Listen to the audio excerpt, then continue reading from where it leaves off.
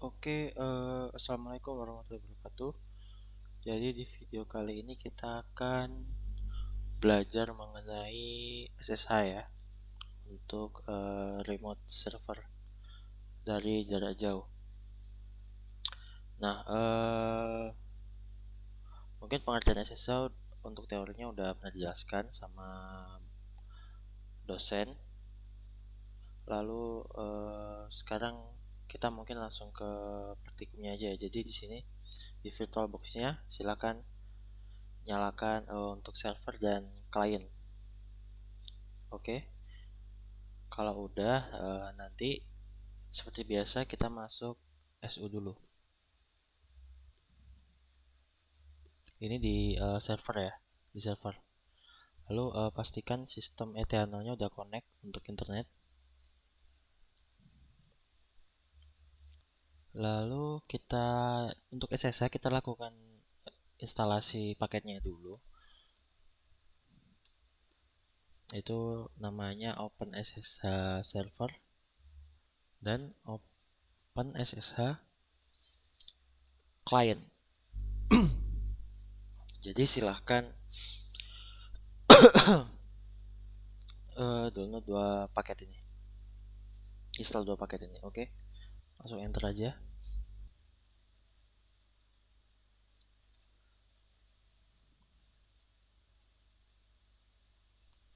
Oke, udah. Biasanya teman-teman lama itu nggak apa-apa, biasanya dia nge-update jamnya dulu, itu yang lama. Oke, kalau udah selanjutnya kita melakukan konfigurasi di file sshd config. Pakai vim aja. Kita masuk ke ssh, lalu sshd config. Nah, aslinya di sini nggak banyak yang kita bisa ubah, cuman ada satu bagian yang mungkin harus digarisbawahi ya. Sebentar.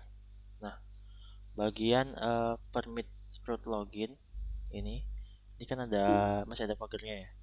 Jadi belum nyala, masih di komentar. Ini kita hapus dulu pagernya supaya terbaca. Lalu di sini permit root login kita buat yes. Jadi permit root login ini apa sih? Kita izinkan root untuk login dari jarak jauh gitu, pakai SSH. Jadi kita bisa login pakai SS sebagai root lewat SSH. Kalau misalkan kita di sini tulis no, maka kita nggak bisa login sebagai root. Ya kita coba ya. Di sini kita coba no gitu misalkan. Lalu kita simpan keluar. Lalu service sshd restart. Nah, lalu misalkan kita mau setiap PC-nya nyala, service SSHD-nya itu nyala juga. Itu pakai jkconfig. Nah, artinya perintah ini bisa diaplikasikan di mulai vsftpd, name, terus dan hampir semua aplikasi atau tools itu bisa digunakan aplikasi jkconfig ini supaya waktu restart dia auto nyala gitu servisnya. SSHD on. Emang nggak ada notifnya, tapi udah ini. Lalu kita cek.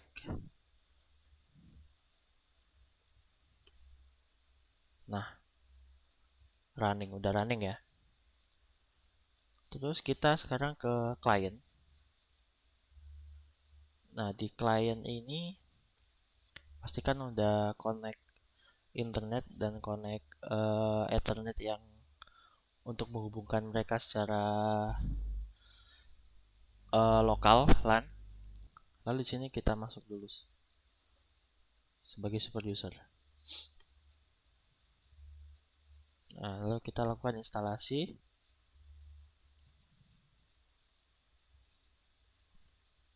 Nah, karena di sini cuma klien ya, jadi Kita install yang clients-nya ada.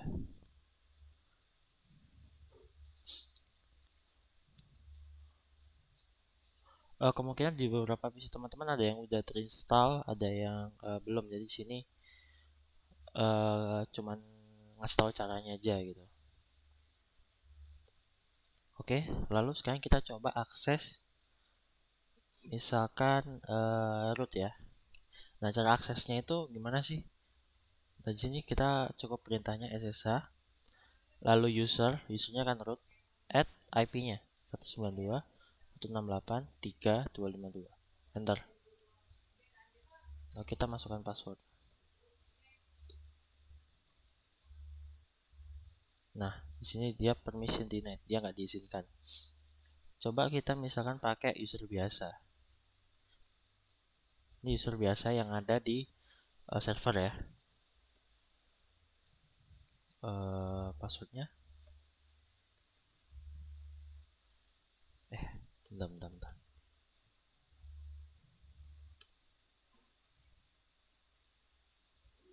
Oke, sorry.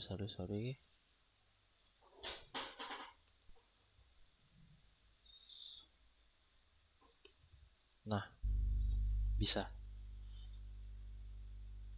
Udah bisa ya. Bentar, kita coba lagi. Barangkali tadi password saya salah yang sini. Kita exit dulu untuk keluar dari yang user refund. Lalu kita masukkan perintah yang root tadi.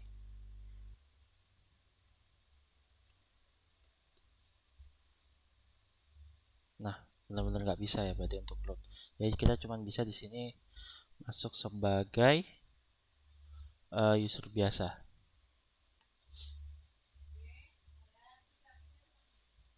Sorry.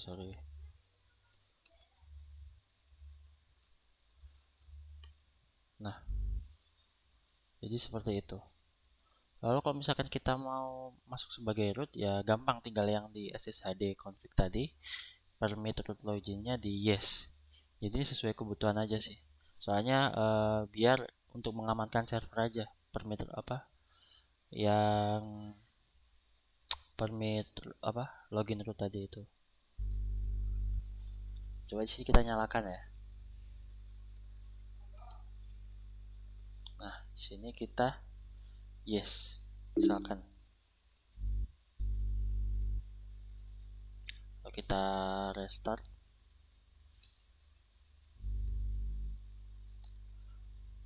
Sini exit dulu dari yang refund tadi. Nah, lalu kita lakukan ssh root. Nah, bisa. Bahkan sampai ininya pun sama gitu, keluar. Oke, jadi hasilnya cukup singkat untuk SSH ini. Kita exit dulu. Nah, tapi kan kalau misalkan kita remote server setiap hari gitu, kan ribet kalau misalkan setiap login kita harus masukin password gitu. Nah, sekarang di sini saya mau ngasih kayak cara cepatnya ya. Ini cara cepat untuk bisa masuk ke server SSH, untuk melakukan SSH itu tanpa password. Jadi ini cara cepat ya. Aslinya ada banyak cara, cuman cara cepatnya aslinya cara yang bisa dibilang kurang direkomendasikan karena setiap OS itu emang ada SSH-nya, cuman kadang perintahnya itu berbeda, dan kalau misalkan pakai perintah ini nggak kemungkinan besar sih, kemungkinan ada yang nggak bisa gitu. Jadi perintahnya itu SSH min copy min ID, terus misalkan root at 192.168.3.252. Jadi kita lakukan copy ID user root di IP ini gitu. Kita enter, kita masukkan passwordnya. Nah, lalu kita suruh login lagi. Kita coba ya. Nah, sini kita langsung bisa masuk tanpa password. Seperti itu. Lalu kita exit. Nah, jadi ini cara mudah kalau misalkan klien dan servernya itu misalkan OS-nya sama-sama CentOS gitu. Tapi kalau misalkan oh, base distro berbeda itu aja, kemungkinan besar beda caranya. Jadi harus banyak searching di Google ya untuk caranya.